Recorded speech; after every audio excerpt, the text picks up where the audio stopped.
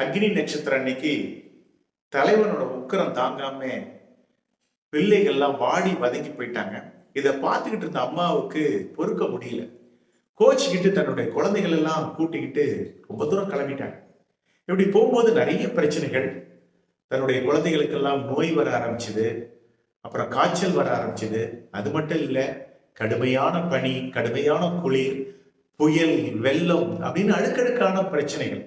சரி போறோம், மீண்டும் நம்மளுடைய தலைவனை நோக்கிய திருப்பிடுவோம், நம்மளுடைய குழந்தைகளுக்கெல்லாம் ரொம்ப பாதிப்பா இருக்குன்னு சொல்லிட்டு தன்னுடைய பாதையை மாற்றி தன்னுடைய தலைவனை நோக்கி நடக்க ஆரம்பிக்கிறாங்க. இந்த நேரத்துல ஒரு மிகப்பெரிய மாற்றம் நடக்குது. தன்னுடைய பிள்ளைகளான செடி கொடிகள் எல்லாம் அற்புதமா காய்ச்சி கொடுக்க ஆரம்பிக்குது.